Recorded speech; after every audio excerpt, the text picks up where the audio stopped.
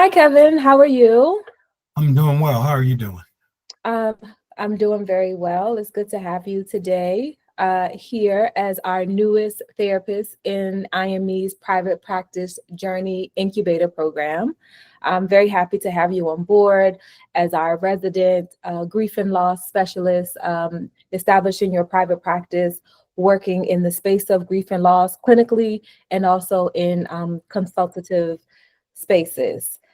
So let's just jump right in. Tell me a little bit about this work and how you got into grief and loss Okay. as a specialty. Yeah. So I think it really started out in my early career. I had a BA in psychology, and when I got out of undergrad, I started working in residential treatment for adolescents, Mm-hmm.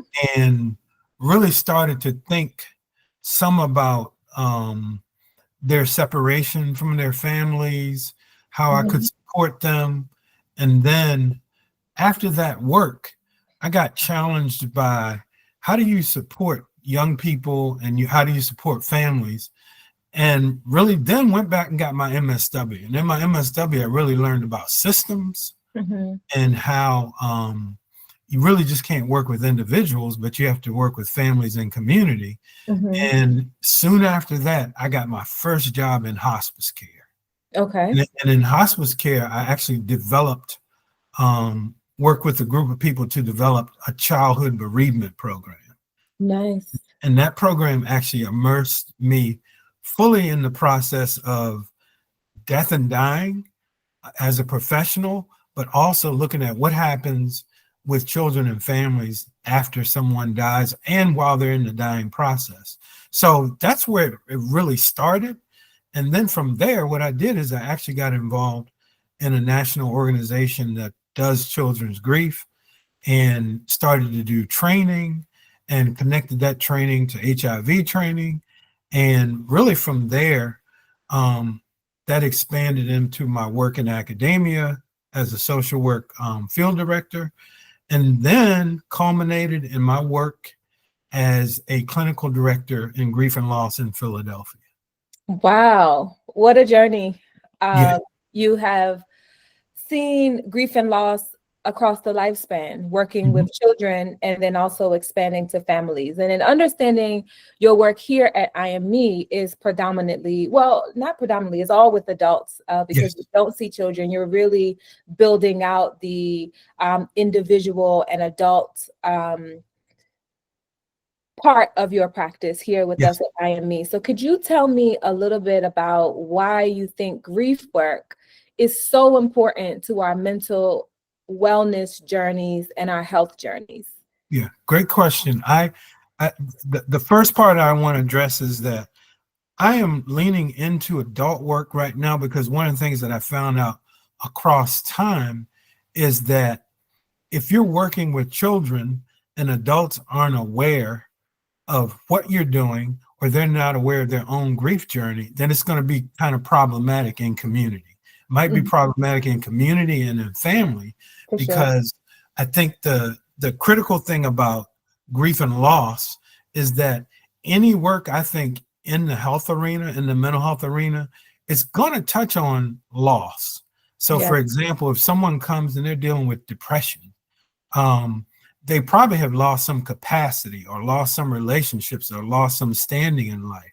So I think grief and loss undergirds all areas of our practice, and Hmm. being able to have some foundational knowledge in that, I think has been critical for my work, Hmm. but then being able to expand in a way that allows me to have more competence, as you already said, across the lifespan, but really Hmm. helping not just individuals, but helping communities see that since loss and grief are normal and natural, and in many ways it's a necessity of life, then I think grounding my work in that arena, I think is really it's not it's not it's not in some ways it's really transformative to any kind of practice in this arena. Awesome. So I definitely see grief as you say, is an ongoing topic, right? Yes. People if they're in therapy or even if they're not in therapy, are grappling with some form of grief. It's not always associated with physical death and dying. As you said, it could be a loss of capacity. And sometimes, even in the work that I've done, you see a person grieve a former version of themselves, even when Yes. they're growing, right? And so Absolutely. seeing this in the context of grief and specifically working with adults who are the shepherds of our society, right? Children a lot of times are disempowered and don't necessarily have the agency that adults have to facilitate certain changes in their lives. So I can see your expanded work with the adults is kind of a top, I don't want to say top down, but you are working in the area of most impact, right? Because adults are also shepherds over the community, right? In terms of Absolutely. how Absolutely. collectively we understand things. So I definitely get that. And I'm really excited to support you on your journey as you continue to develop this part of your practice with us here at IME. So in terms of the grief work that you've done, can you tell me what are some of the most effective approaches that you take in your work with clients? I think there's several, and I'll try to highlight some of them. I think one of the first things is just developing that rapport and trust, because loss affects so many parts of our life, including our body, our mind, and spirit. Being able to develop that rapport where the person can actually get to a space where they can collaborate with you is really important. Because when someone comes into your practice, they're not going to tell you everything. They're not going to tell you everything you need to know. But if they can have themselves be heard, that's going to be really important. Because in grief, oftentimes the people closest to us, they might not be able to hold all of that pain. They might not want to hear it. They might not have the capacity to hear it. So being able to develop that rapport, that trust, and then to be able to hold those kinds of challenges that the person is having is really critical. And part of that is really helping that person look at how they're dealing with the loss, but also particularly adults, how they're trying to restore their life. So a lot of the work that I do is standing right there kind of at those crossroads where you're dealing with the fact that that relationship physically is not there anymore. And you're trying to figure out, how do I maintain my ties to that person? But also for adults, you have work, you have other relationships. So really, I think being right in the core of that is really important. And part of being in the core of that is helping people find tools to manage that back and forth.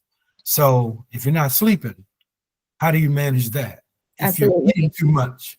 So it's like really trying to stand at that crossroads with them and develop a relationship where we can work through some of those issues.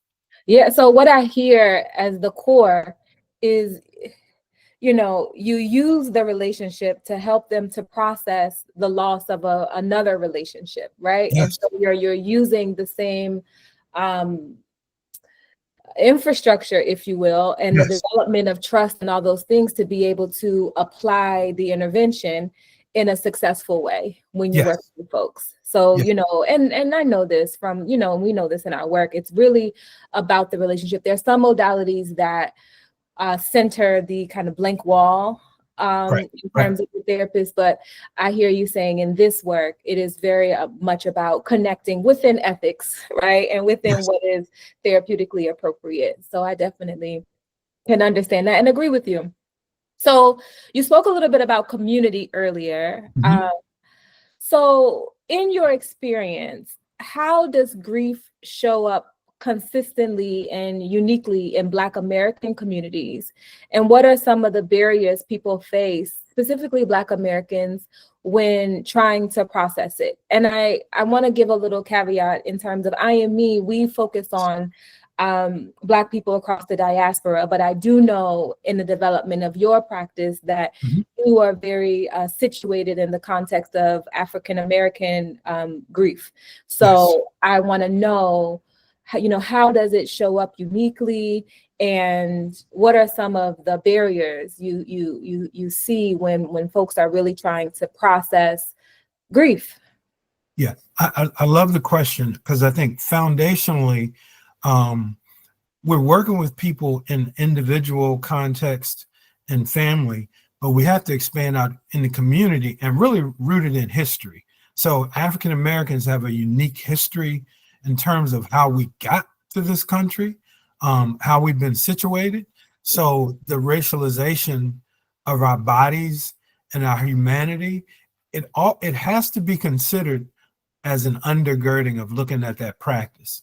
And in many ways, again, I might be working with an individual, but I think I have to think collectively about how we respond to certain things around grief. Mhm. And because of that, we have to look at, okay, so if you're working with an African American client, it's more than likely at a young age, they've had much more loss than the general population. Mhm. So we have to look at how the person is dealing with cumulative loss within their family, but maybe in their neighborhood. And we'll use a couple examples. We can think about COVID. There were disproportionate deaths in our community in COVID, but even prior to that, you can look at the quote unquote uprisings in the United States of America, Mhm. and how those deaths, even though we might not have known some of those individuals, that kind of thought process and that community way of knowing impacts how a person grieves. So Yeah. for example, part of what we struggle with is, was it okay to grieve the kinds of death that we were protesting against? Mhm. And that's called really looking at disenfranchised grief, Mhm. which society and some individuals and some families say, well, you don't have the right to grieve that kind of death. You don't Mm. have the right to grieve a death if you're a queer person. You don't have the right to grieve a homicide death. Mhm. And then as that grief is disenfranchised, it's also suffocated. So let's say you have a ritual around, let's say one of the rituals that you have is to have a party for your loved one. Being able to exercise that practice and that ritual is important. But what if you live in a neighborhood where that's too much, or you Mm. live, or you go to a group of people and they say you can't grieve in that way. So Mhm. there's a lot of suppression. There's a lot of oppression of grief, which leads to a lot of shame. It leads to a lot of internal suffering. And I think the other part is, and I haven't mentioned this, is that the body is really trying to carry all of that grief. And the Mhm. more that grief is suppressed, the more it gets into your tissues, the more it gets into your thinking. And in those ways, it impacts your relationships too. Mm. Because you don't have a way of, you don't have the freedom to express who you are and to do what you need to do with your grief, it can negatively impact how you interact, not only with your family, but in your workplace and in other social situations. Wow, yes. I mean, you hit on a lot of topics here, right? The collective grief that we feel as from like societal injuries or things that happen that may not necessarily be in your nuclear family or your community, but because of your association in terms of certain identities or experiences, you feel that um, injury, right? And you Right. feel the grief related to it. You also spoke about kind of some epigenetics, I guess, in terms of Yes. what is carried on generationally, and then the somatic aspect, whereas your body is grieving, right? A lot of times in the psychological space, we focus a lot on what's happening in the mind outside of those who really focus on somatic work. But what does it look like for your body to grieve and to make space for that when as adults you have to go to work, you have to take care of your children, you have to do, Right. all sorts of things. And even as I listen to you, there's another form of grief that um, often gets overlooked, and I've seen it a lot in my work, is the loss of a child through miscarriage. Yes. Right? A Yes. lot of times those women are experiencing invisible grief, not knowing whether or not they can grieve this. Should they have, if the ritual is to have a party, do I Right. have a party, for this child that I've lost? And so it really gets um,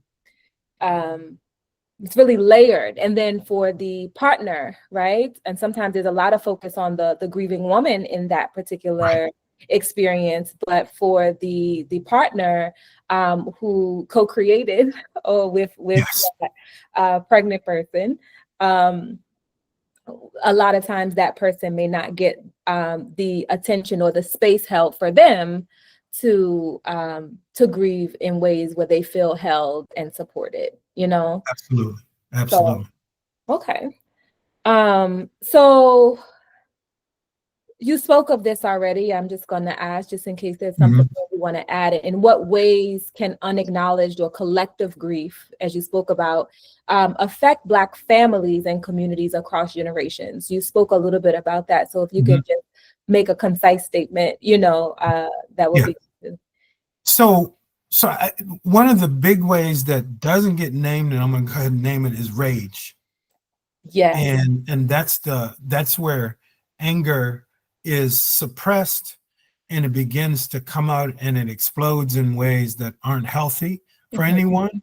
And because I think part of what you named at the beginning is part of the work is trying to make space for big emotions, mhm, because people talk about big emotions when they're referring to kids, mhm. but with adults sometimes it's stereotyped and Absolutely. mocked. And I think because of that, people hold these things in secrecy.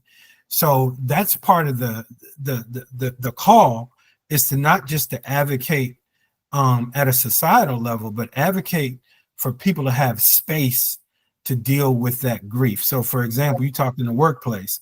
Is there a place for a woman to return to work after she's had a miscarriage? Because is she going to have to suppress all of that and still do her job?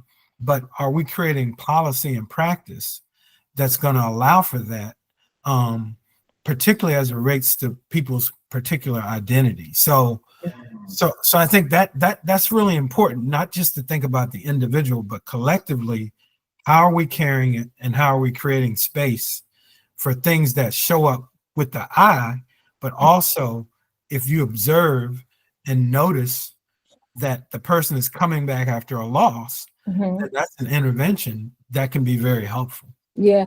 And I also hear, and I'm not shocked because you're a social worker, like me, a clinical social worker, is that you're thinking about how systems and policy Mhm. shape and inform us to such a in ways that define what we are allowed to do, Yes, right? And yes, so your body is trying to grieve the loss, your brain is trying to grieve any loss. But when you go to work, the policies at work says when you come to work, then this is not a place for that, yes, And so how are you navigating the systems that you're in that's saying it's not okay to do this when all of your nature is saying that you are supposed to do this and this is the healthy thing to do as it relates to grief. Okay. yes. So in terms of seasons, Mhm. right? Holiday times, etc. Why do you think the holidays often intensify feelings of grief? And what can people do to navigate that time with compassion for themselves? Yeah.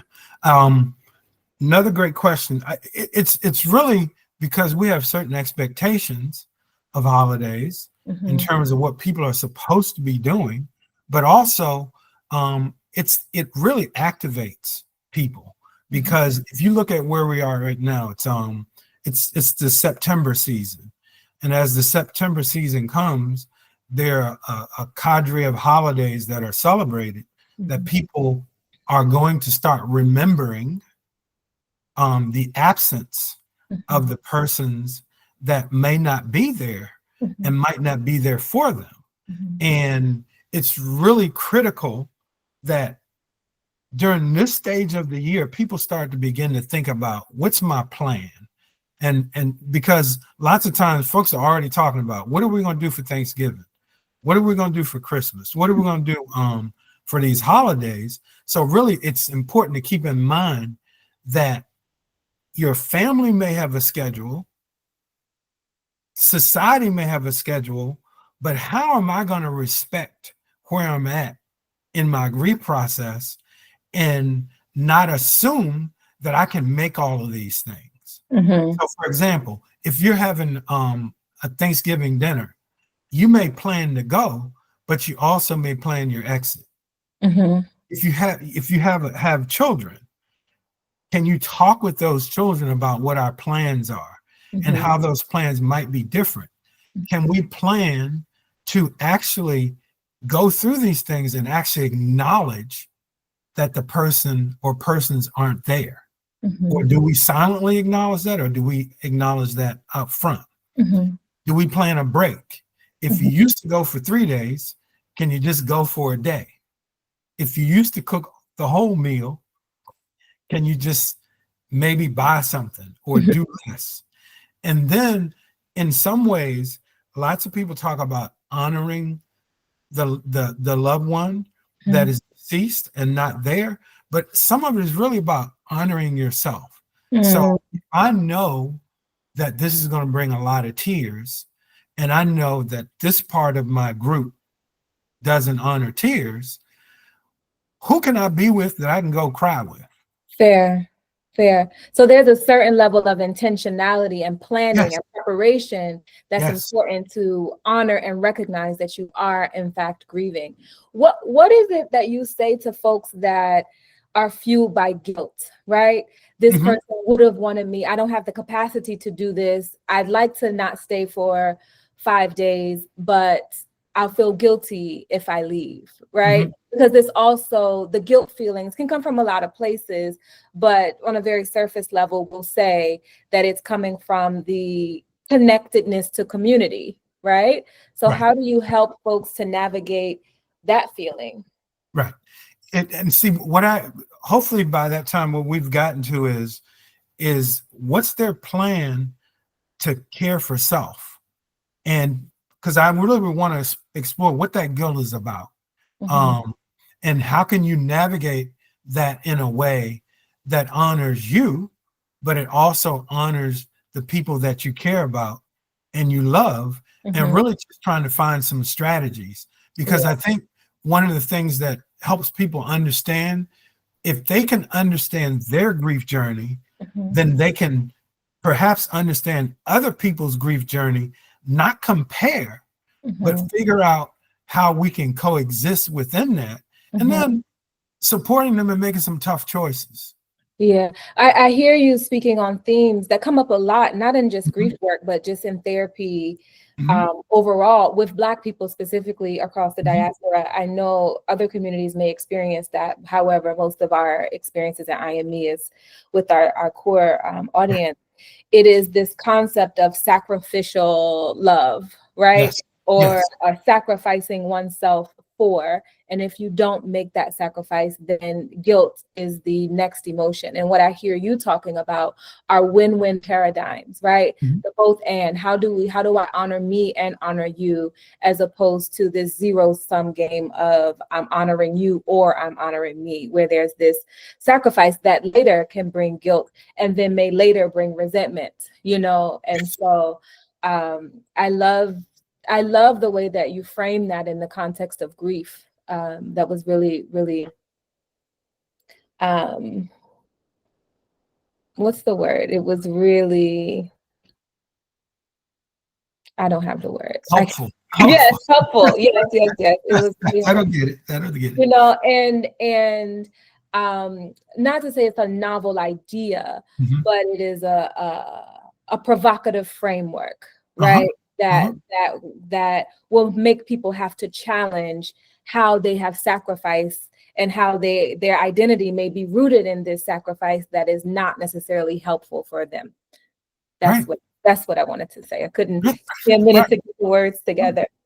Okay, so moving, Mhm, I don't know that we can talk about grief without talking about spirituality and meaning making, mhm, right? mhm, So many people struggle with their faith in mhm. times of grief, even questioning God's decision making if they believe in God, you know. So how do you help clients who are wrestling with those spiritual doubts during the time of grief? Yeah, I think this is one of the most critical times to listen and help them explore what that means to them.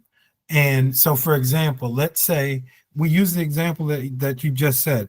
They feel a certain way about their God or whoever they may be. I think it's okay to explore what their feelings are around that, and then be able to refer them back to what they're operating in. Are they operating in a specific text? Are they operating in a specific value? And then helping them sit with that in terms of what grief and loss is about. Because oftentimes in some spiritual backgrounds, the dogma can get in the way if a person sees death, life, grief, and loss in a certain way. So I think it's really trying to help them hold on to their traditions, but also use the strength of that tradition to do more deep exploration. So I might invite, if I know of their faith background, I Mhm. might invite them to look at a certain scriptural way of knowing another way, Mm, and really support them in holding on to what it is that they can hold on and need to hold on to, mhm, and really inviting them to look at that across their faith, not just in that particular moment. And also, it actually brings out something that we don't talk about a lot, is that we sometimes have to talk about spiritual abuse and how some ways of knowing become abusive during those times, and we have to look at what can they take away from the tradition to hold them, and maybe not the whole entire tradition, and mhm. unpack that as well. Yeah, and when you say that, it makes me think about the concept of spiritual bypass. And earlier on in Hmm. our talk, we spoke about suppression.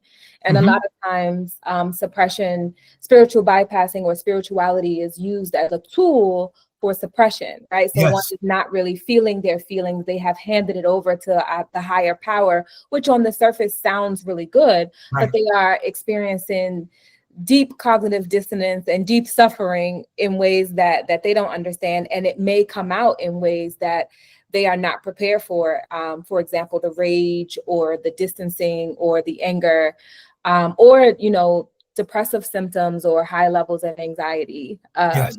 because they have not really, they've used their spirituality as a defense mechanism, Yes. not allowing themselves to really feel, because oftentimes there's a fear of the emotion. A lot of times, even in the work that I've done, and I'm sure you've seen this in your work too, where people Hmm. are so afraid to feel. I have to say, like, hey, if you feel this, you won't die. You know, like if you, Right. like, Right. I guarantee you'll still be alive to talk about it. You Absolutely. know, and you talk about holding space, and there's moments you let that breathe in the session, and the client can have major breakthroughs because this is the first time they're held and felt safe enough to feel. So one of the slogans we have here for the work, and this is, come break through before you break down. You know what I Yes. mean? Like, Yes. and this is what we do at IME, and what you do in the grief work that you do here at IME as well.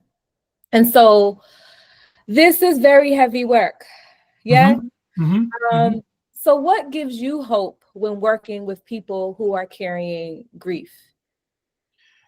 What gives me hope is I can honestly say to you that there's not been a time where I've worked with individuals, groups, families, when I haven't seen breakthroughs in understanding, and then when those individuals, groups, and families can stick with the process, not just understanding, but some breakthroughs in terms of how people want to, at the minimum, see things differently and do things differently. And it sounds, it for some people it sounds bizarre that I would say that you could actually learn from death and loss, but it's actually very transformational. And one of the reasons why I think it's transformational is when I stand back and look at life, even as you and I are sitting here, there's change happening. And the way things were when we got on the call and when we get off are going to be different. So being able to lean into that generative part of life, which is there's been a loss, there's been a change, there's been a death, and how do I work my way through to live in that has always in some ways been transformative. And the interesting thing is sometimes the person might not be doing the learning, but the people around them can gain insight and maybe change their way of doing and supporting that person based on what that person has said. Because part of what happens here, again, if you can stick with the work, you can actually hear, listen, and see yourself in ways that open up to that change process that you just spoke about, because you might be locked down. Yeah. But if you can stick with it, you can see a way of moving forward. Yeah, and I would say even in seeing that way, death has this really interesting way of making us aware of our own mortality. Yes. Right. And so, and in the American tradition, we don't really connect death to the cycle of life in ways that I've seen other traditions do it, right? So a lot of times, especially in the Black American community, there's no universal way.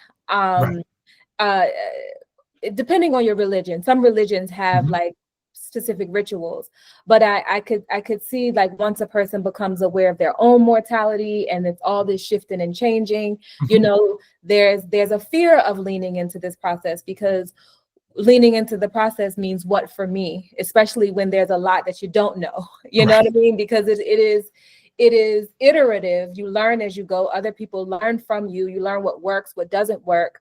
And you hopefully have community to support you in the process. And if you don't have community, you can begin to establish one, starting with a therapist that can help to do so. So as we get ready to close out, if someone was watching this video and is hesitant about starting grief therapy, understanding that grief therapy is about, loss of capacity of in your body or in your mind, loss of a loved one through death or some other type of transition, breakups, all types of things, what would you want them to know? If someone was watching this video and hesitant about starting grief therapy, what would you want them to know?